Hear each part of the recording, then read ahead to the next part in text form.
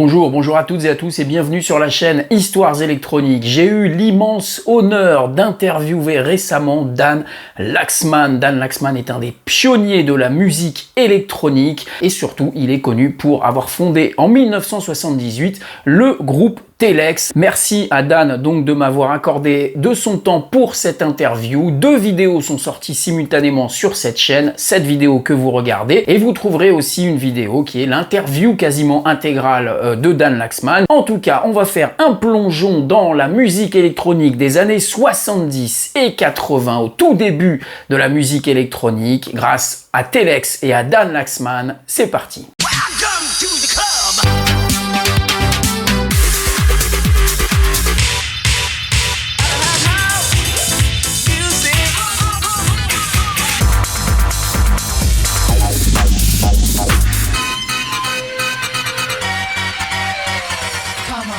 Dance with me, move your body, your dance with me.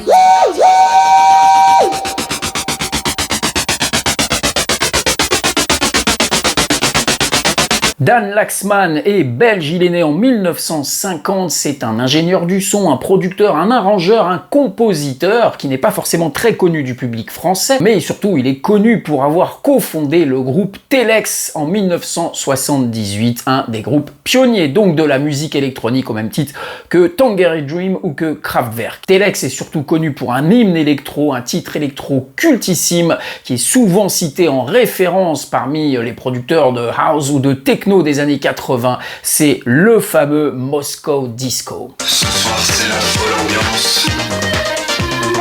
Au café ici à France. Et les fraîches garçons sont très chics. Leurs chansons sont fantastiques.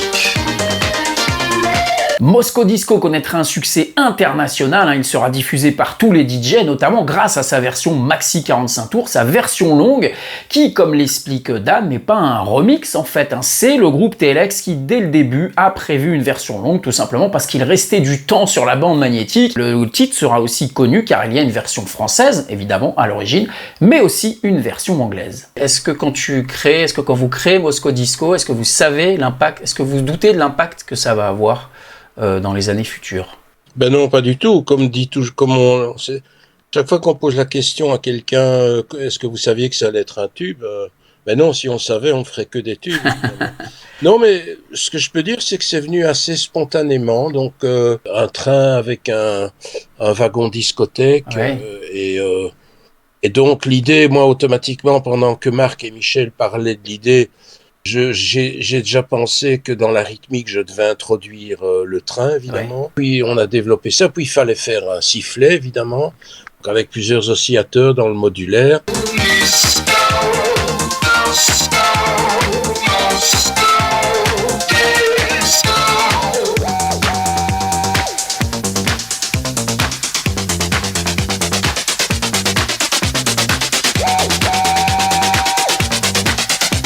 Mais si Moscow Disco est un titre culte, évidemment l'emblème du groupe Telex, ce n'est pas le seul tube, c'est d'ailleurs pas le premier tube de Telex qui est fondé par un trio composé donc de Dan Laxman, de Michel Meurs, le chanteur, et de Marc Moulin, un ami de Dan Laxman, qui est un musicien de jazz et aussi un animateur de radio. Au début, le concept de Telex, lorsqu'il forme le trio, est simple: faire de la musique électronique pour s'amuser et pour expérimenter en essayant de faire des choses plutôt pop et plutôt amusantes. Et bien la première chose qu'ils vont faire, c'est de reprendre des titres notamment de rock'n'roll en version électro, notamment Twist à Saint-Tropez. Donc quand on s'est réunis au studio pour la première fois, on a parlé un peu du concept, donc groupe électronique à 3, qu'est-ce qu'on va faire, etc. Et en parlant, on s'est dit, ben oui, on pourrait évidemment faire des compositions originales, mais on pourrait essayer avec détourner un morceau existant, mais vraiment le faire le plus lent possible et le plus minimaliste possible. Twist à Saint-Tropez. On vient partout dans le monde vers Saint-Tropez. On voit sur la plage, mais le visage plus tard ils iront danser. Twist à Saint-Tropez est un coup d'essai pour le groupe, ils veulent voir un peu ce dont ils sont capables, et la démo atterrit par un coup de chance sur le bureau d'un producteur qui décide de les signer dès le lendemain. Dans le premier clip de Telex, donc Twist à Saint-Tropez, on ne verra pas le visage des auteurs, et Dan l'explique, il préférait ne pas se montrer à l'époque de peur de brouiller leurs images respectives. On voulait garder la surprise, qu'on ne sache pas tout de suite qui était derrière Telex en fait. C'est surtout Marc. En fait, musicalement, il avait une image un peu jazz, fusion, etc. Et pour ne pas qu'on puisse nous coller une étiquette, moi, à la limite, ça m'aurait été un peu égal parce que j'étais déjà dans la musique et dans l'électronique et tout. Donc, on a décidé de se masquer, quoi. Voilà. Il y en a d'autres qui ont eu la même idée. Oui, quelques années plus tard, oui. Mais par la suite, les trois compères apparaîtront sans masque, évidemment, et d'ailleurs auront une attitude assez drôle dans leurs clips. Ils seront toujours très stoïques, très droits, très sérieux dans leurs clips pour romper justement avec le côté pop et rigolo de leur musique. Et alors, l'idée du côté statique, évidemment, c'était un petit peu, ça correspondait à la musique. Ouais. Donc la plus statique possible, vraiment, on bouge le moins possible. Comme ça, si on fait un mouvement, automatiquement, c'est plutôt que de faire des tas de gesticulations.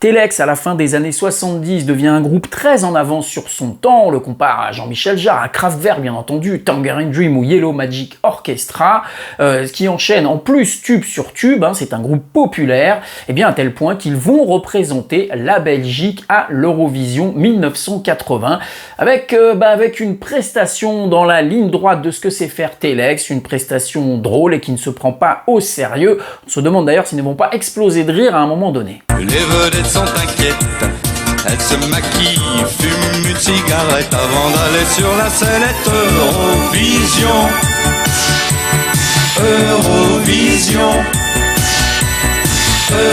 Eurovision,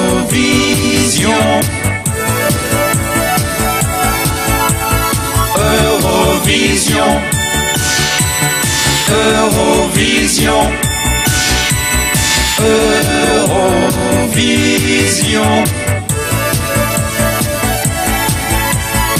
Parce qu'on a été un peu saboté, entre guillemets, on n'a pas eu vraiment de répétition, dans ce sens que, comme c'était nouveau, c'est la musique électronique, on nous voyait nous et on entendait une musique, mais on voyait pas d'instrument, quoi. Ouais.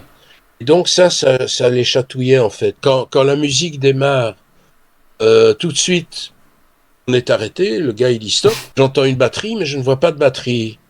Alors je vais expliquer, mais la batterie, c'est le synthé qui est derrière moi qui a fait les sons de batterie. Mais on ne voit rien. Je dis non, mais c'est fait électroniquement avec cette machine. Et je dis, si vous nous mettez du courant, ah non, on peut pas mettre de courant sur la scène et tout. Ah bon, alors, on a fait en vitesse un truc, il ne s'entendait quasiment pas, Michel, qui dit on a été on nous aimait pas trop. Ouais, j'ai l'impression, ouais. Voilà. À l'époque, cette prestation est décriée par les fans, qui considèrent que Telex s'est vendu à une kitscherie commerciale.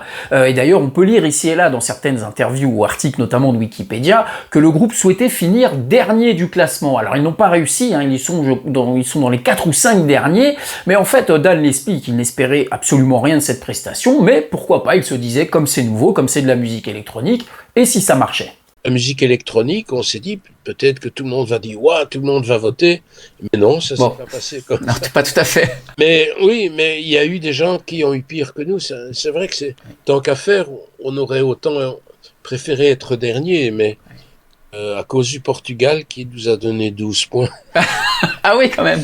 L'Eurovision restera la seule prestation live de Telex, car Telex n'est pas un groupe de live, comme l'explique Dan. Faire du live à cette époque avec de la musique électronique, c'est extrêmement compliqué. Il suffit de voir l'attirail avec lequel se promènent des gens comme Jean-Michel Jarre ou Tangerine Dream avec des machines énormes et c'est trop compliqué à organiser. Puis à ce moment-là, ça devenait un boulot à plein temps, mais on avait tous les trois d'autres occupations. C'était, on va dire, à mi-temps, quoi, Telex, voire moins. Et on voulait pas tricher non plus. On voulait pas, à part l'Eurovision, mais c'était autorisé, en fait, justement. Et on voulait pas aller sur scène en lançant des playbacks. Et Oui. à l'époque, ça ne se faisait pas. Non, je trouve ça triste, sans citer personne, les gens qui font du live et qui font Semblant. du playback Ouais. complet, quoi. Ouais. Oui. Mais bon. Je vous l'ai dit, Telex a eu un impact important dans la musique électronique. De nombreux artistes rendent encore hommage à ce groupe aujourd'hui.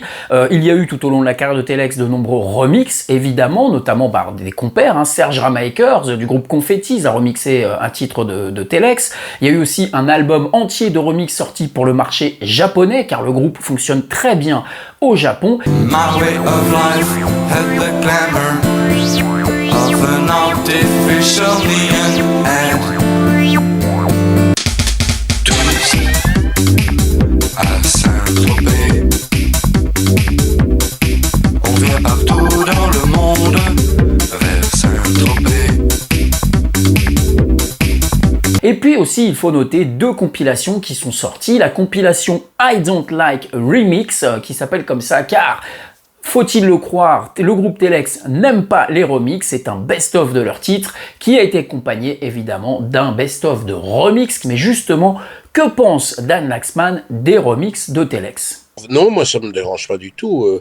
Ce qui ne veut pas dire qu'on aimait bien les remixes. Oui. La plupart du temps, c'est pas très inventif, quoi. C'était vraiment, ça n'avait pas beaucoup d'intérêt, quoi. Il y en a quelques-uns d'intéressants, mais enfin, à part ça. Il y a quand même des grands noms qui ont remixé. Il y a Carl Craig par exemple qui avait remixé Moscow Disco. Oui.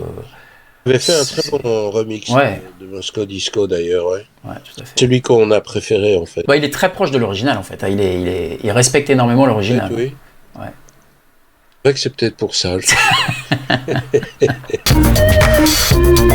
Sitting in the Moscow train, heading for the Tokyo main.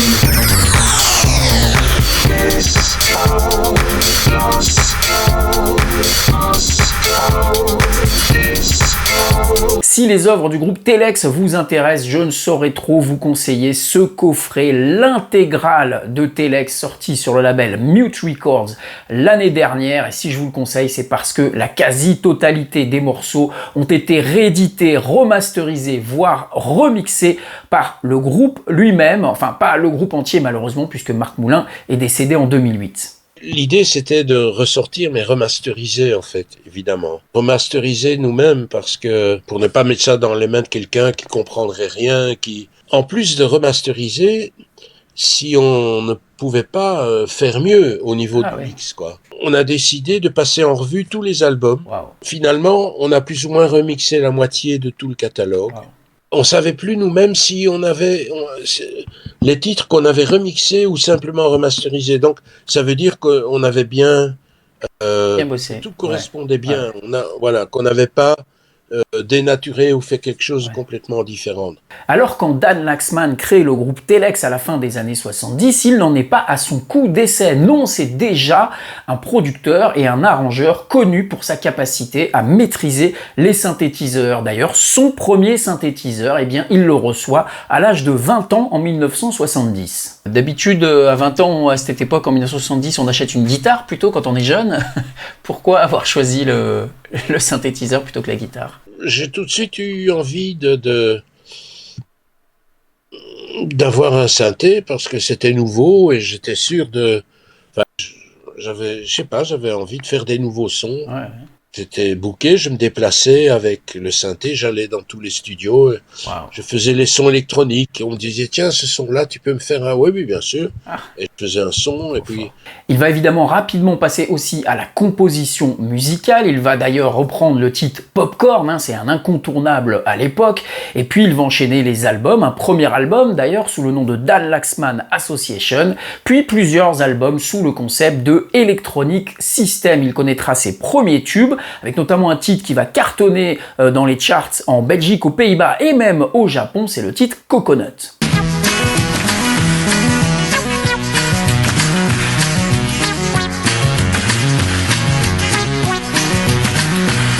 Dans tous ses albums, Dan Laxman reprend régulièrement des tubes de musique en version électro, comme le fera Telex d'ailleurs. Il s'amuse à reprendre la bamba ou encore la danse des canards par exemple, et c'est pour ça qu'on le compare facilement à Jean-Jacques Perrey. Tous les deux ont ce goût pour la musique électronique fantaisiste, amusante, divertissante, et ils ne se prennent pas au sérieux. Parce que bon, à la limite, on aurait pu dire que c'était un peu ringard ou je sais pas. Moi, je trouve pas du tout. C'était très populaire, un style un peu poète-poète, ou enfin bon, on peut donner plein d'adjectifs comme ça, mais c'est une autre façon en tout cas, de ne pas se prendre au sérieux. Ouais. Mais faire de la musique pop et divertissante n'empêche pas de faire des œuvres fascinantes et novatrices. C'est le cas par exemple de Skylab. Skylab est un morceau de près de 15 minutes qui culmine à plusieurs millions de vues sur YouTube car il était découvert sur le tard. Et c'est un morceau qui sort plus de 30 ans avant un duo français qui se fera la spécialiste de cette musique lounge et atmosphérique, mais 30 ans avant.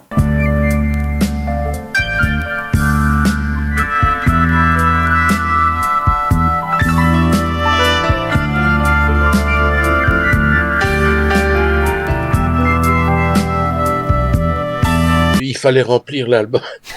Et donc, j'avais que 5 ou 6 titres. Il fallait une phase B, quoi. Ouais.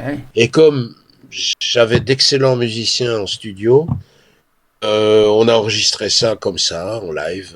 Pratiquement tout a été fait en direct. Wow. Donc, c'est sorti comme ça. Et puis après, en effet, j'ai pas mal quelques millions de vues sur YouTube, je crois. Évidemment, Dan Laxman va aussi succomber à la mode de la disco avec un dernier album sous son nom Electronic System au titre évocateur Disco Machine, un album avec un beat toujours le même, évidemment, c'est le principe de la disco, et surtout un album intégralement composé de manière électronique sans l'aide de musiciens. Sur cet album, il y a un titre qui sera samplé par les Chemical Brothers.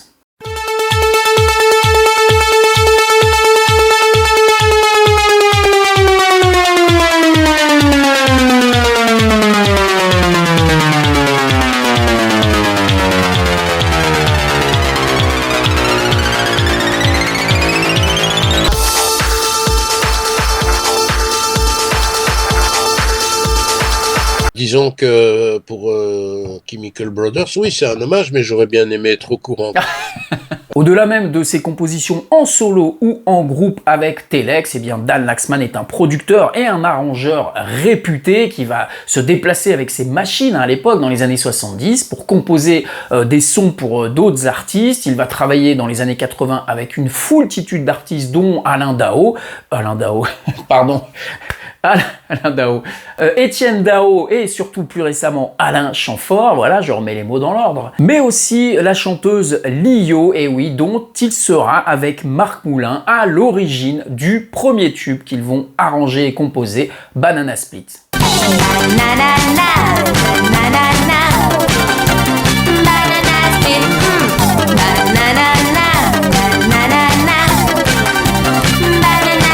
Et oui, donc c'est nous qui avons arrangé les titres.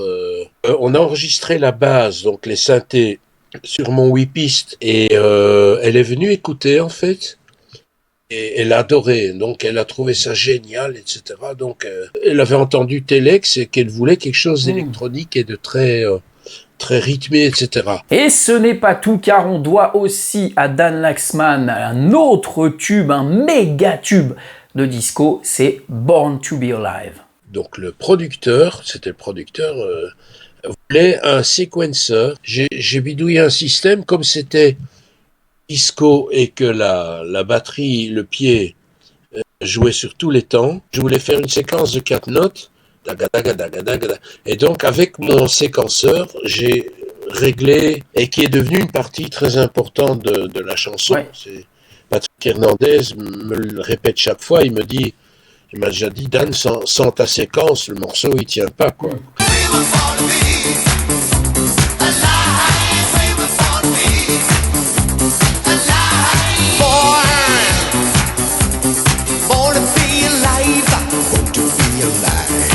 Et enfin, dans l'immense carrière de Dan Laxman, qui continue encore aujourd'hui à produire, j'ai sélectionné quelques morceaux pour vous, les plus emblématiques, mais il y en a plein, et bien un des derniers morceaux emblématiques de Dan Laxman, c'est le groupe qui a cartonné au début des années 90 avec son son mélange de musique atmosphérique, new age et de chants tribaux et indiens, c'est Deep Forest.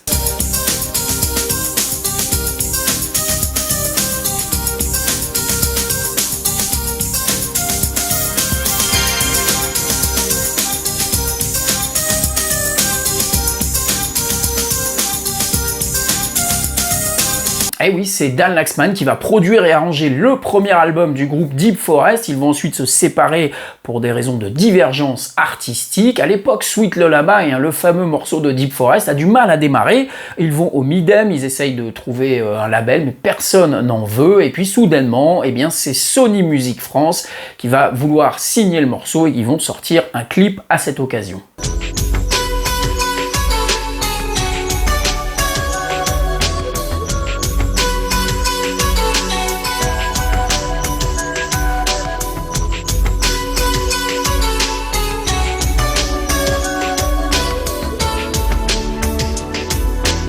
Le titre fonctionne, certes, mais n'est pas encore le carton mondial qu'il va être. Il va faire un peu le tour du monde, il va marcher dans différents pays, et puis il va arriver sur le territoire américain, et là ce sera un succès phénoménal et mondial. Sony Amérique décide de distribuer le morceau aux États-Unis, de refaire un clip à cette occasion, le clip de Tarsem Singh, qui signera le succès du groupe.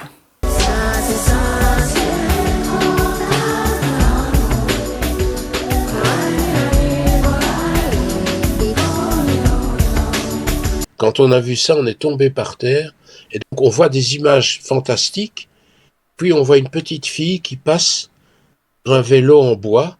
Alors le truc, c'est que c'est pas fait en studio. Ils sont allés... Il a vraiment pris l'avion, il a fait le tour du monde avec elle.